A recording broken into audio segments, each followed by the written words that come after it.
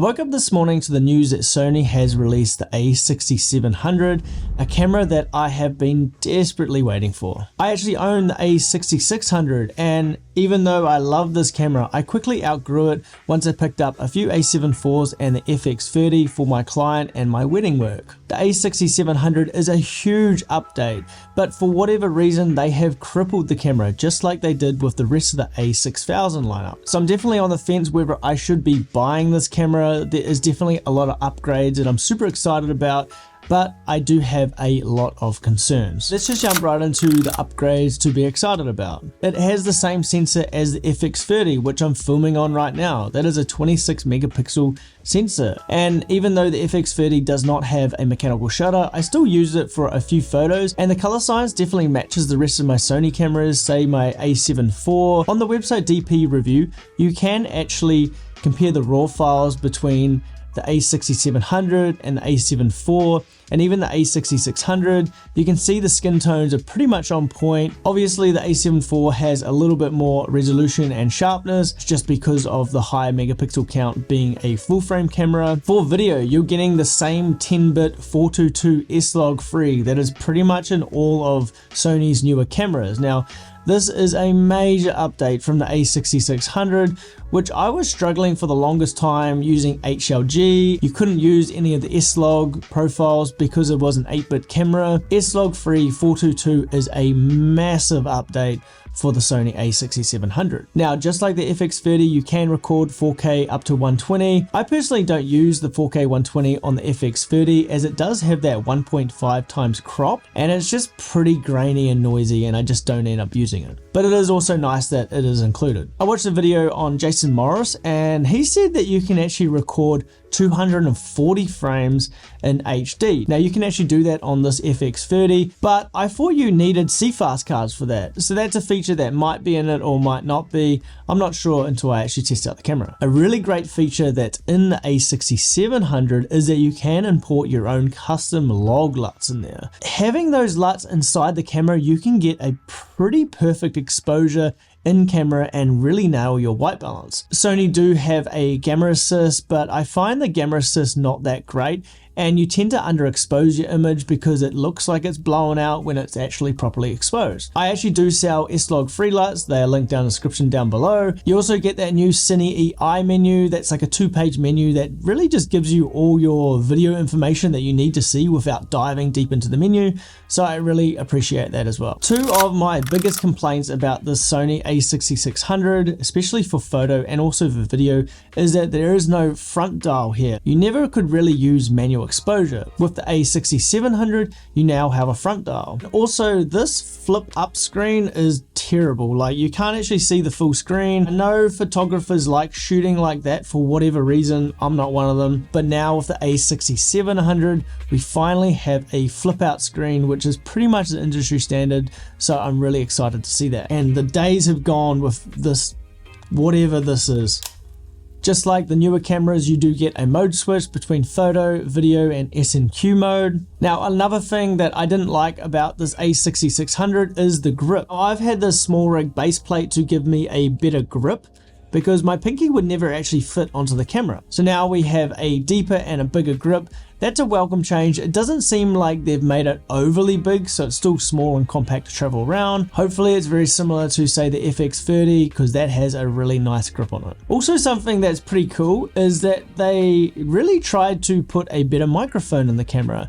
Traditionally, microphones on, say, the A7 IV, the FX30, without using a proper shotgun microphone, you don't get the best audio. So now they've put actually 2 capsules above the lens. I watched Gerard Needham's video and it actually sounds pretty decent, because sometimes I just don't want to set up a extra microphone or have a shotgun. I just want to capture a little bit of scratch audio, maybe a little bit of dialogue in a pinch, and be able to use it. So I think that's a pretty welcome change. And the autofocus has definitely been updated. It just seems like Sony has just been making their autofocus better. So you get all of the new AI autofocus. I tried out the new AI autofocus in the ZV-E1 and I'm pretty impressed. So basically the best of the best autofocus system in one of the cheapest cameras that Sony sell. Even the A1 doesn't even have this. And a quick note is that now when you use clear image zoom, you also get the autofocus. On some of the older cameras, when the clear image zoom came out, you would lose autofocus for whatever reason. So that's not an issue with the Sony A6700. Now, I definitely have a few problems and definitely a lot of concerns with the A6700, and I was pretty disappointed to watch all of the reviews about it, as nobody's really touching upon this, and they're just kind of praising and trying to sell the camera, and I definitely think there's a lot of problems and concerns with this camera,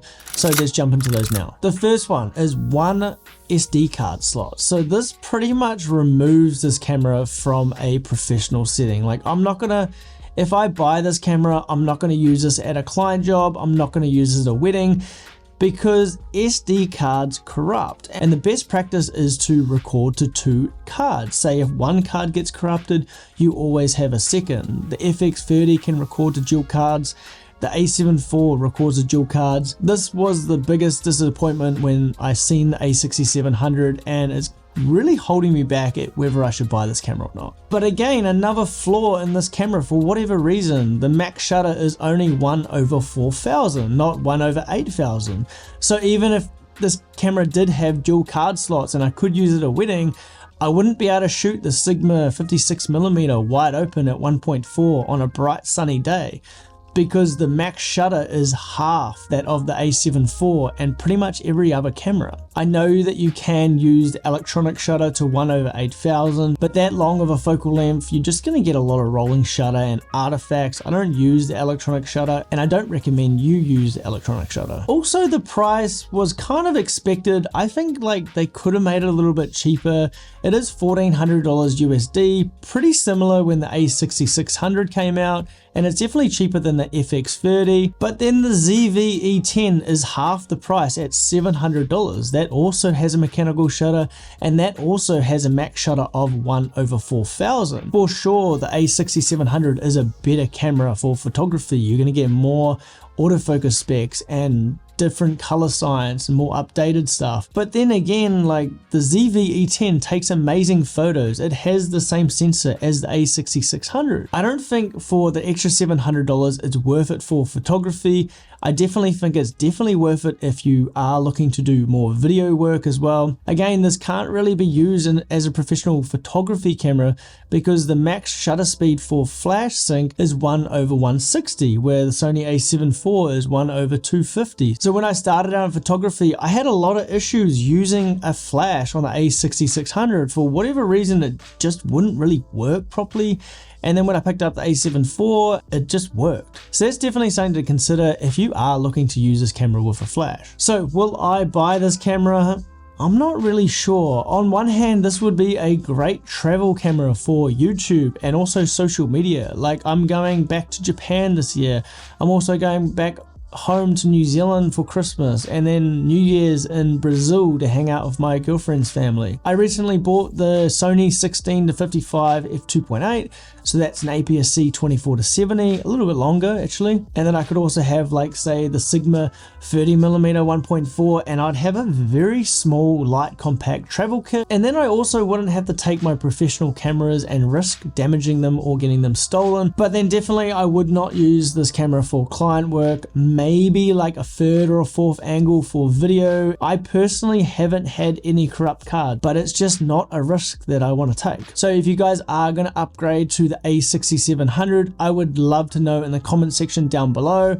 And I'm going to run a quick giveaway. I'm going to give a free preset pack, a LUT pack, and an S-Log free pack to anyone that leaves a comment in the description down below. Is this a camera that is for you? Do you agree with my thoughts and opinions?